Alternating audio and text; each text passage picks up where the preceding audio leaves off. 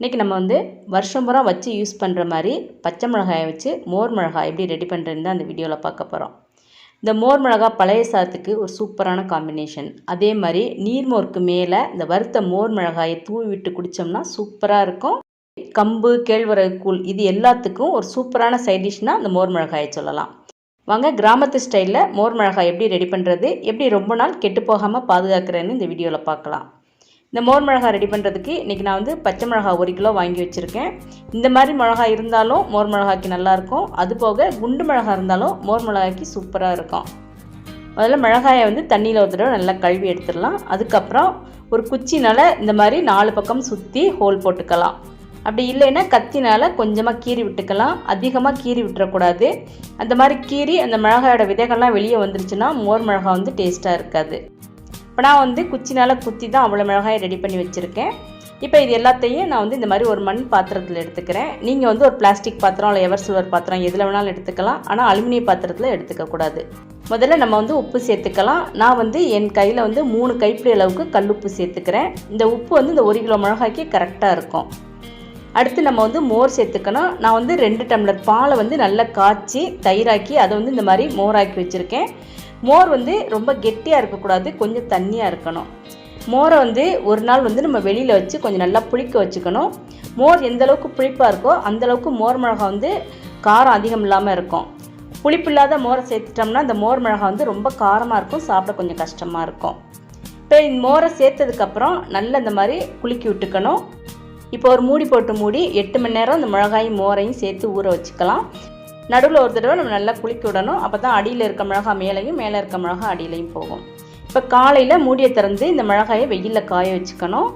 பாருங்கள் மிளகாயை பிழியும் போது எந்தளவுக்கு மோர் உள்ளேருந்து வருதுன்னு, அந்தளவுக்கு மோர் உள்ளே சார்ந்துருக்கு. இப்போ இதை வந்து இந்த மாதிரி ஒரு பாலித்தீன் ஷீட் போட்டு வெயிலில் வச்சிடலாம். அப்படி இல்லைன்னா முரத்தில் கூட நீங்கள் ஒரு ஷீட் போட்டு வெயிலில் வச்சுக்கலாம். இந்த மாதிரி மிளகாயை மட்டும் தனியாக எடுக்கும்போது மோர் வந்து இந்த அளவுக்கு மீதம் இருக்கும். இதை வந்து தனியாக அப்படியே பத்திரமா வச்சுருக்கலாம். இப்போ ஈவினிங் வந்து மிளகாய் எந்த அளவுக்கு காஞ்சிருக்குன்னு நம்ம பார்க்கலாம். இப்போ சாயந்தரம் நம்ம மிளகாய் எடுத்து வீட்டுக்குள்ளே வச்சிடலாம். பாருங்கள் மிளகாய் வந்து பாதி அளவுக்கு காஞ்சிருக்கு. அந்த காஞ்ச பகுதி வந்து நல்லா இந்த மாதிரி வெள்ளையாக இருக்கும்.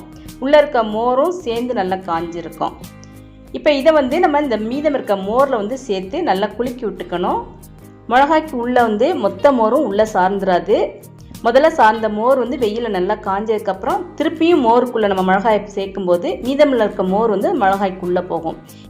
திருப்பியும் நல்லா குலுக்கி விட்டு மூடி போட்டு மூடி வச்சிடலாம். இப்போ மறுநாள் காலையில் எடுத்து நம்ம வந்து திருப்பியும் வெயிலில் காய வச்சுக்கணும்.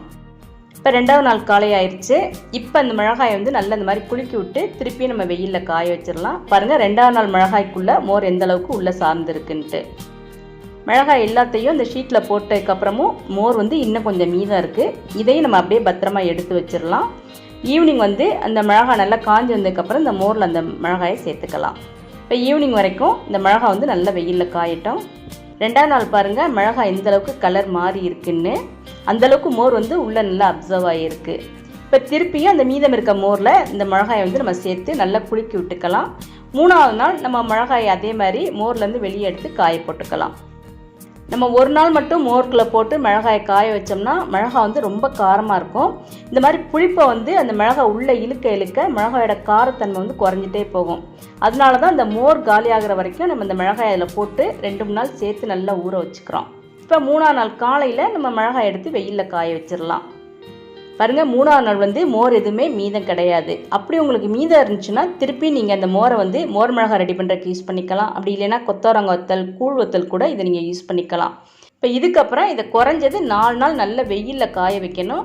இப்போ 4 நாள் நல்ல வெயிலில் காஞ்சதுக்கப்புறம் நம்மளோட மோர் மிளகாய் எந்த அளவுக்கு மொறுமொறுன்னு ரெடி ஆகிருக்கு பாருங்க. தொடும்போதே நல்லா சலசலன்னு சத்தம் வருது. இப்போ உள்ளே உடச்சி பார்த்தோம்னா பாருங்கள் உள்ள மோர் வந்து எந்த அளவுக்கு இறங்கி இருக்குன்னு.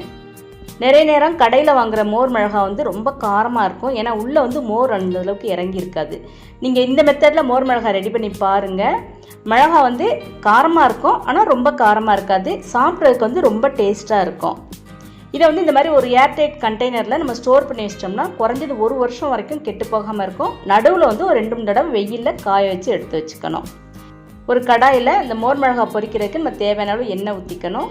இப்போ எண்ணெய் நல்லா சூடானதுக்கப்புறம் அடுப்பு வந்து நம்ம மீடியம் ஃப்ளேமில் வச்சு தேவையான அளவு மோர் மிளகாயை அதில் சேர்த்து மிதமான சூட்டில் நம்ம நல்லா இந்த மாதிரி பொரித்து எடுத்துக்கணும்.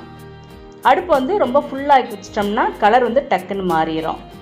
இப்போ இதை வந்து நல்லா ஆற விட்டு நம்ம ஏர்டைட் கண்டெய்னரில் ஸ்டோர் பண்ணி வச்சா குறைஞ்சது 15 நாள்லேருந்து 1 மாதம் வரைக்கும் அந்த மொறுமொறுப்போடு இருக்கும். மிளகாய் இந்தளவுக்கு கலர் மாறி வரும்போது எண்ணெயிலேருந்து நம்ம மிளகாயை வெளியே எடுத்துடணும். அதிக காரம் இல்லாமல் நல்ல மொறுமொறுன்னு நம்மளோட மோர் மிளகாய் இப்போ ரெடியாக இருக்குது. நீங்களும் இந்த மெத்தடில் மோர் மிளகாய் ட்ரை பண்ணி பாருங்கள், அதுவும் இந்த வெயில் காலத்தில். இந்த வீடியோ உங்களுக்கு பிடிச்சிருந்தேன்னா லைக் பண்ணுங்கள். அதே மாதிரி உங்கள் ஃப்ரெண்ட்ஸுக்கும் மற்றவங்களுக்கும் ஷேர் பண்ணி விடுங்க. மறக்காமல் நம்மளோட கார்டன் அண்ட் ஹெல்த் சேனலை சப்ஸ்கிரைப் பண்ணிடுங்க. தேங்க்ஸ் ஃபார் வாட்சிங்.